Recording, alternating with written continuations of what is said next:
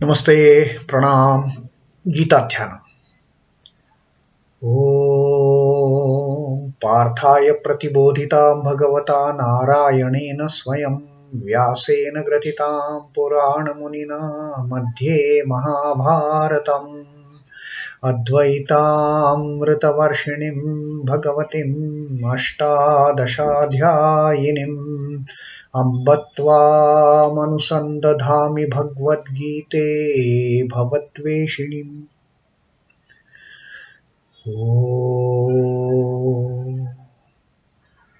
O Bhagavad Gita, with which Lord Narayana himself gave enlightenment to Arjuna. The ancient sage Vyasa included it in the Mahabharata.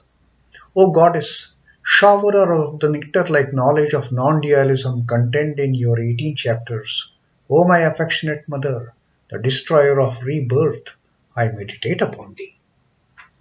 Krishna Vandana. Vasudeva Sutam Devam Kansa Chanura Mardanam Devaki Paramanandam Krishnam Vande Jagadgurum.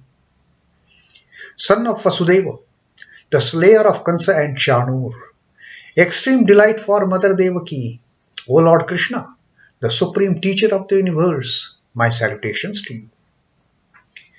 Srimad Bhagavad Gita, the 12th Adhyaya Bhakti Yoga we have just started, and Arjuna, having heard Sri Krishna telling him about those who work for me,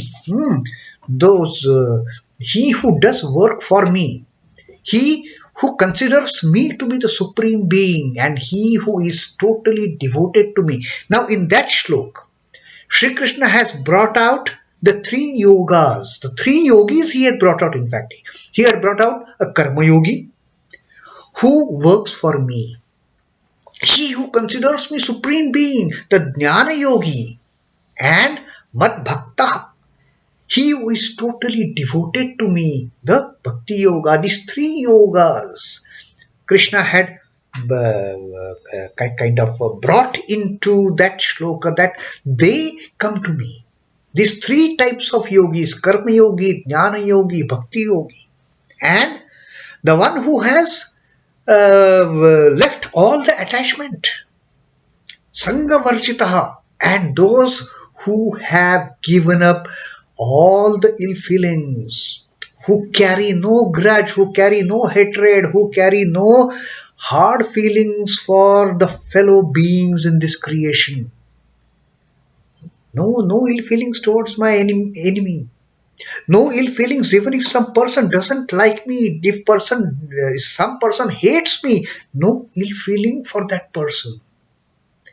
When a person comes to this plane of considering all to be my own, then Krishna says that yaha sa mamiti, he comes to me.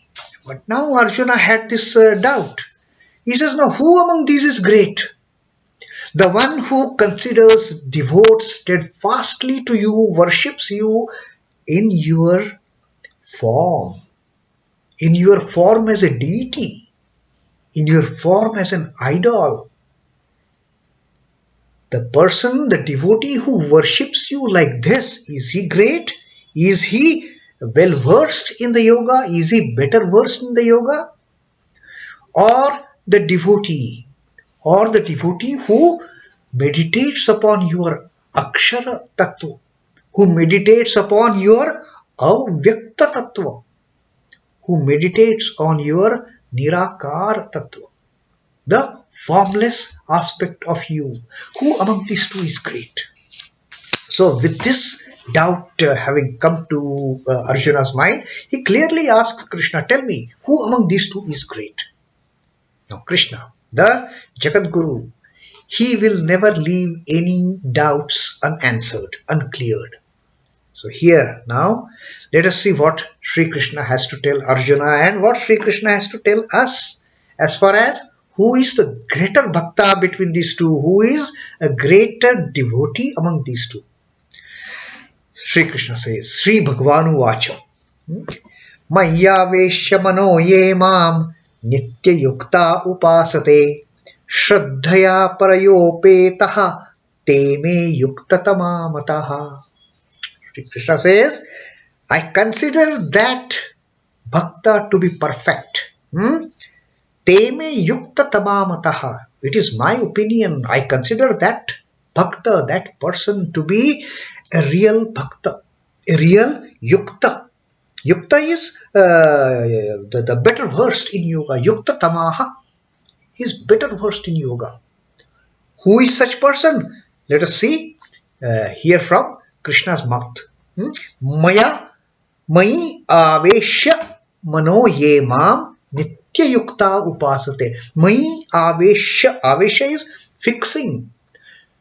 Fixing what? Manaḥ. Fixing my mind. Fixing mind where? mayyāveśya mano ye mam nityayuktā upāsate. Fixing their minds on me, on my form. Those nityayuktā. Nityayuktā is ever steadfast. Those ever steadfast devotees who upāsate, who worship me, who worship my form, who worship me with ever steadfast devotion, fixing all their mind and energies and concentration and focus on me. mayyāveśya mano ye mam nityayuktā upāsate. Śraddhayā parayopetāḥ.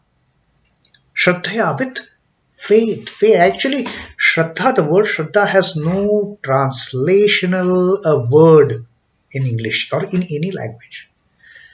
Extreme devotion, extreme faith. That's the Shraddha. One who surrenders in totality to the deity, to the Lord, to the Ishta. That is Shraddha. Śraddhayā parayopetāḥ te me yuktatamā matāḥ. And with faith, endowed with supreme faith, endowed with supreme Shraddha, one who worships me one-pointedly, one who worships me, fixing his mind on me. According to me, he is the greatest of the yogi. That is what Sri Krishna's answer to Arjuna is now. Those who have fixed their minds on me and who ever steadfast and endowed with supreme Shraddha worship me, them do I consider the perfect yogis.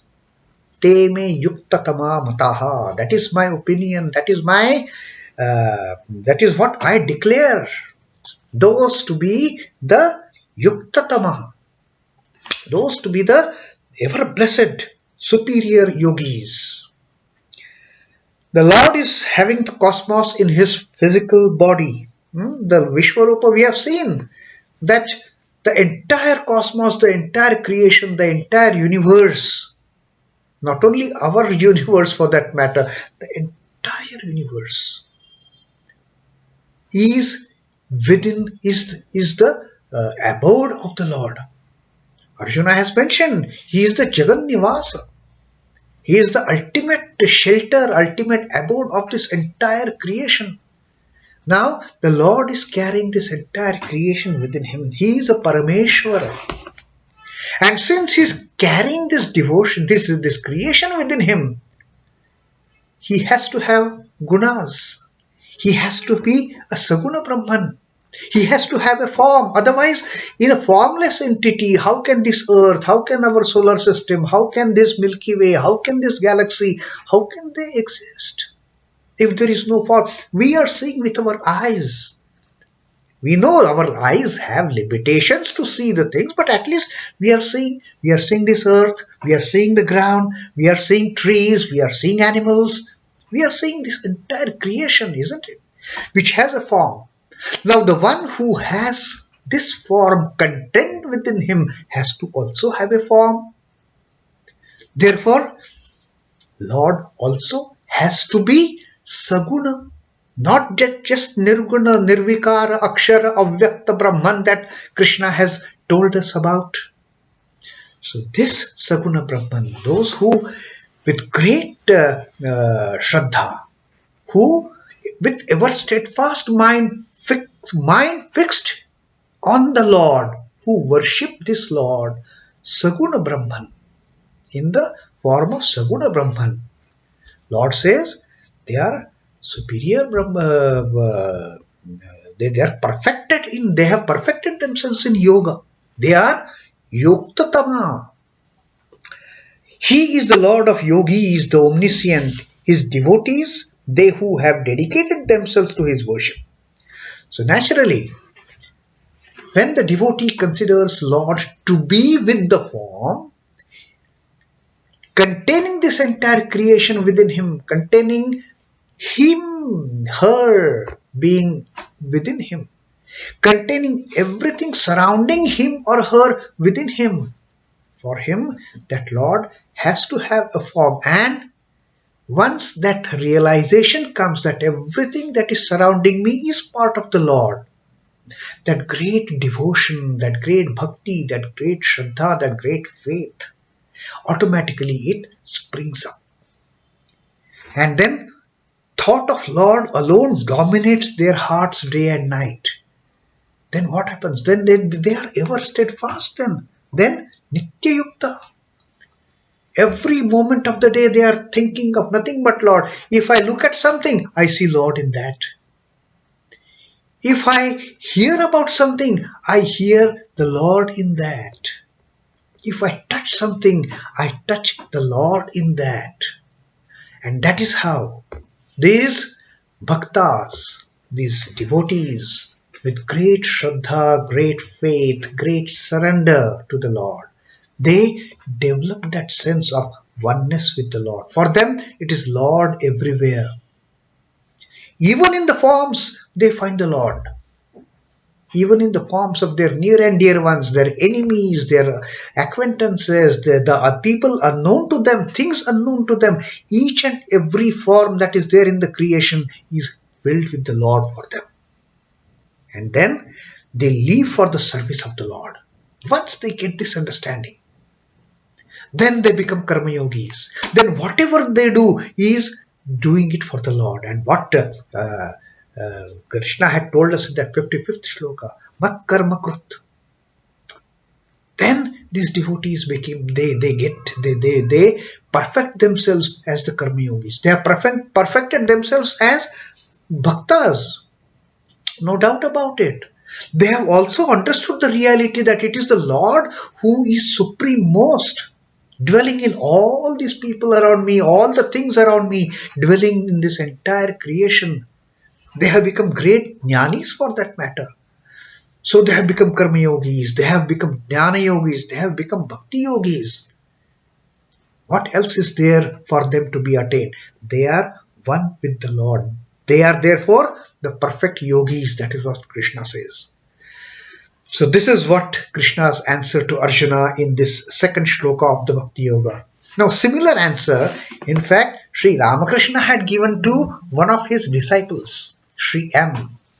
Sri M believed in Nirakara form. Once during their conversation, Sri Ramakrishna asked him, what do you believe in? Do you believe in Sakar or Nirakar? And very proudly, the disciple Sri M. Mahendranath Gupta, college educated and influenced by the Western philosophy and all that, with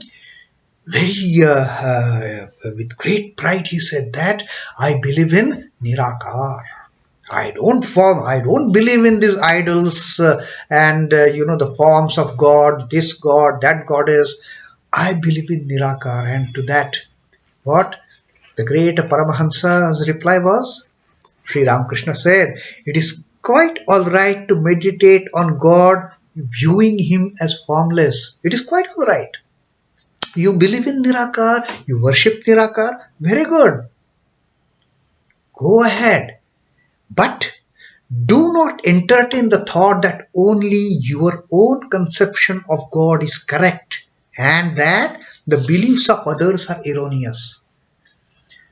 Don't downsize, don't look down upon those who are worshipping God with form.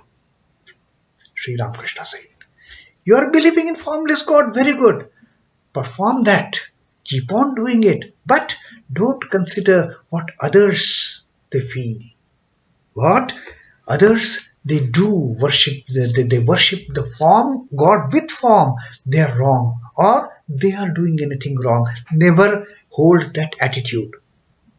To meditate on Him as with form is also a method. And this is how Sri Ramakrishna started teaching his young disciple, that God with formless God, if you are considering to be true, also consider God with form to be true. And this is what Sri Krishna has said, that those who worship me with great Shraddha, worship this form of mine with great Shraddha, according to me, they are the best, the perfect. They have made themselves perfected in yoga. You persevere staunchly in your path until you reach the realization of God. Sri Ramakrishna told his disciple, you believe in formless? Do it. Staunchly, wholeheartedly, with ever steadfastness, nityayuktā. Proceed on that path.